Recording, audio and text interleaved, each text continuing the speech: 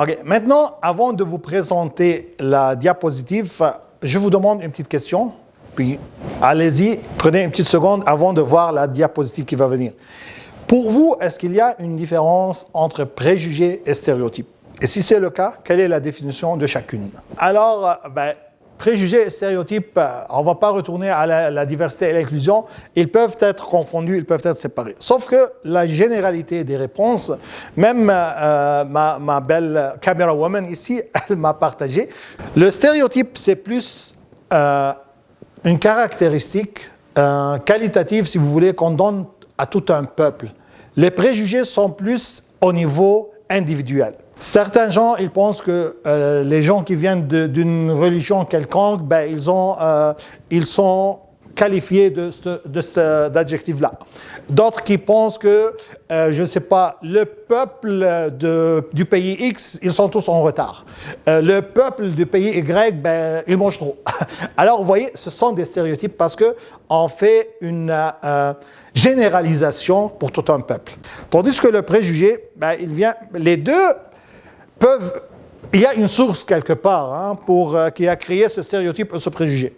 Mais mettons, moi, pour les préjugés, je suis un superviseur en aéronautique, puis je travaillais avec 3 personnes de la nationalité X, puis les 3 personnes de la nationalité X étaient toujours en retard. Pour moi, c'est 100% de cette nationalité-là qui était en retard. Alors, mes préjugés, quand je vois quelqu'un avec cette nationalité-là, il va être en retard. Ce sont des préjugés.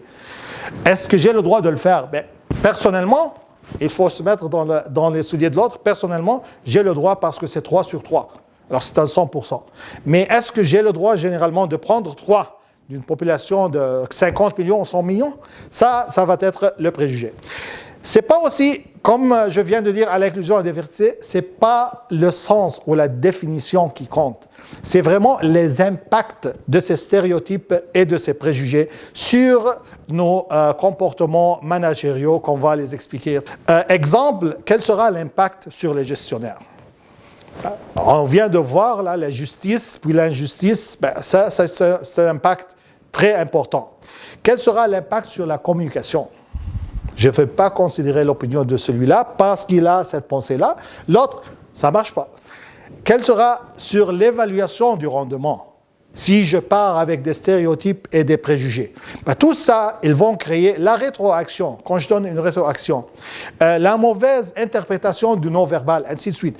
Tous ces ingrédients-là sont vraiment les mauvais ingrédients ou les Christ, si vous voulez, des ingrédients d'un leader inclusif qu'on va le voir plus tard dans la présentation. Alors, avant d'aller à la culture inclusive, et pour mieux résumer les stéréotypes et les préjugés, de mon point de vue, de mon expérience, comme je vous ai dit, ça peut être interprété d'autres façons, mais préjugés, c'est plus individualisé, tandis que stéréotype, ça va aller plus loin, ça va englober tout un pays et pas seulement les individus. En ce qui suit, on va découvrir ensemble et discuter quelques composantes d'une culture inclusive. L'intégrité, l'honnêteté, ce sont des valeurs internationales. De quel pays que tu viens, ce sont des valeurs internationales. La justice. Et là, on entre un peu dans une zone qui commence à être pas trop claire quand on parle de justice, équité, égalité. Qu'est-ce que je veux dire par ça? Thomas Jefferson, en paraphrasant Aristote, il dit « il n'y a rien d'inégal que le traitement égal des inégaux ». En bon français, il dit « there is nothing more unequal than the equal treatment of unequal people ». Qu'est-ce que cela veut dire? Alors, en faisant ça de la plus simple façon possible, on va dire le suivant. Supposons que j'ai une mère célibataire qui travaille, je ne sais pas là, je supervise un restaurant, puis elle est une serveuse dans ce restaurant-là. Et en même temps, j'ai une étudiante qui a le temps libre, qui travaille dans le même restaurant. Je sais que ce que je vais dire, il va créer un petit débat. Mais quand même, exiger aux 2 dames de venir à temps, c'est normal. C'est l'une des traits d'intégrité que j'ai comme gestionnaire ou superviseur.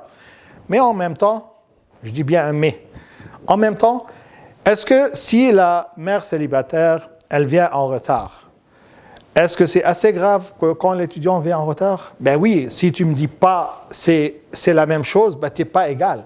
Mais c'est ça ce que Thomas Jefferson il dit. Il ne faut pas traiter les inégaux de la même façon. Il y a une autre forme d'inégalité ou, si vous voulez, d'injustice, quand les meilleurs performants sont punis et les pires performants sont récompensés ou avantagés. Dans le sens, qu'est-ce que cela veut dire dans la vraie vie?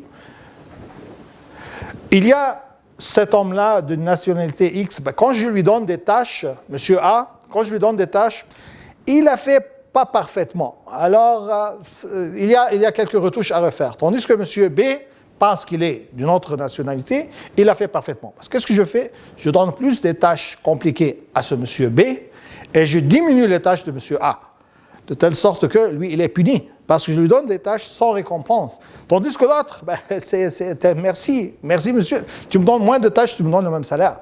Ce qui fait que certains employés, comme j'ai vu dans plusieurs entreprises ou plusieurs domaines, se dire, why bothering? Alors, pourquoi aller plus loin? Tu vois, alors ça démotive les gens les plus motivés.